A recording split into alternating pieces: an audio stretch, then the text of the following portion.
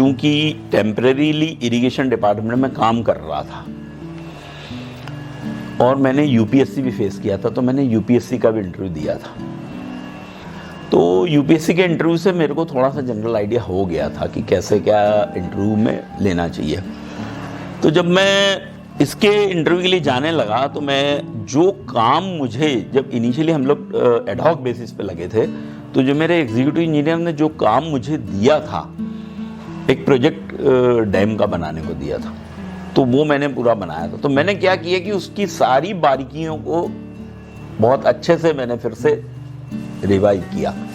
जो टेस्ट उसमें हम लोगों ने दूसरों से कराए थे मिट्टी के, वो मैंने सारे फिर से पढ़े, क्योंकि कॉलेज में उतना नहीं पढ़ते। फिर इरिगेशन प्रोजेक्ट के क्लियरेंस के लिए किन विभागों से करस्पॉन्डेंस होता है, वो भाई आप सिर्फ इंजीनियर नहीं रह जाते हो इंजीनियरिंग डिपार्टमेंट में, you are not merely engineer, you have to work as a manager. तो इरिगेशन एग्रीकल्चर डिपार्टमेंट से कि how the crop pattern of this area, तो उस क्रॉप पैटर्न में कॉटन में ज़्यादा पानी लगता है, केले में बहुत ज़्यादा लगता है, और ये आपकी जो सोयाबीन है थी उसमें बहुत कम लगता है। फिर कौन सी क्रॉप कब लगाई जाएगी, उसमें पानी कितना लगेगा, तो कितने हम कमांड एरिया को, तो इसलिए उनसे पत्राचार किया। फॉरेस्ट तो नहीं आ रही तो फॉरेस्ट से पत्राचार किया। रेवेन्यू डिपार्टमेंट से किया कि ये डैम ऐसा बनेगा, कैनाल यहाँ से जाएगी तो लैंड एक्वायर करनी होगी, उनसे किया। एमपीबी से किया कि भाई ये पोल सब शिफ्ट होंगे, तो वो सब प्रोविजन फिर एक टेम्परेरी बेसिस पे मैंने मेरे एस्टीमेट में लिया था। मतलब मैं आपको 40 साल पुरानी बात बता रहा हूँ, but I still remember because it is done by me with full honesty. तो ये सारा मैंने किया।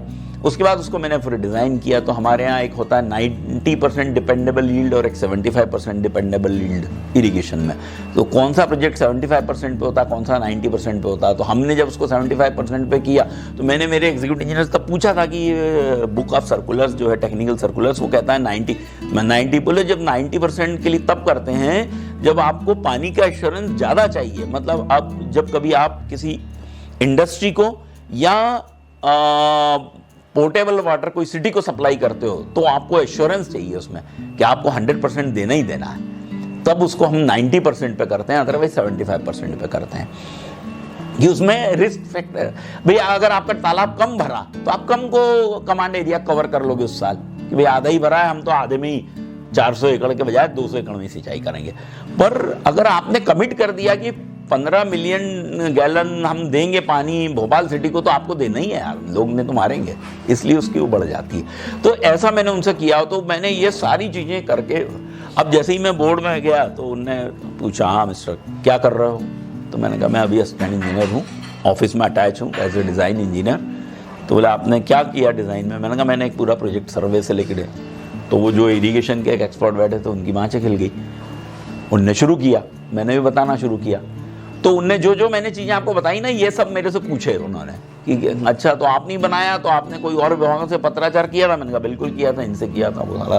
तो any how I could convince them कि मैंने जो काम किया वो ईमानदारी से किया। तो मैं 16-17 मिनट में तो उन्होंने मेरे को नमस्ते कह दिया और मैं बाहर आया। तो मैंने कहा यार मैं आई एम वेरी कॉन्फिडेंट कि मेरा तो हो गया। सबसे पहले तो एईसी क्लासेस के उन बच्चों को बहुत बहुत बधाई जिन्होंने पीएससी एग्ज़ाम्स के रिटर्न को क्लियर किया है, और उनके फ्यूचर इंटरव्यू के लिए उन्हें बहुत बहुत शुभकामनाएं। मैं सोचता हूं कि यदि वो मुझसे कुछ गाइडेंस चाहेंगे तो डेफिनेटली मैं उन्हें बहुत अच्छे से गाइड कर पाऊंगा। उसके पीछे जो रीज़न्स हैं that I will tell you कि सबसे पहला तो ये है कि मैंने अपने फर्स्ट अटेम्प्ट में पीएससी क्रैक की थी with rank, and I am senior most ranked person in my batch.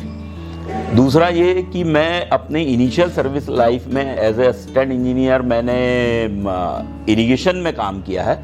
So I do have good knowledge of canals, dams and other irrigation structures. उसके बाद मैंने रूरल इंजीनियरिंग सर्विसेज में 6 साल काम किया है। तो उसमें मुझे बिल्डिंग का काम भी करने को मिला। उसमें मैंने मुरम रोड्स, छोटी पुलियाँ, ये सब बनाया है। So I do know how panchayat are working. तो मैं उन्हें थोड़ा उस बैकग्राउंड में भी उनको क्लियर कर सकता हूँ। और तीसरा, उसके बाद मैं लगातार 20 साल से रोड सेक्टर में काम कर रहा हूँ। तो मुझे रोड सेक्टर का तो मेरा स्पेशलाइजेशन है और पिछले 6 साल जब मैं रिटायर हुआ उसके पहले 6 साल मैं एज ए चीफ इंजीनियर मैं MP rural road development authority में काम किया हूँ और कई इंटरव्यूज़ मैंने लिए हैं, तो definitely I will be helpful for them. So all the best again.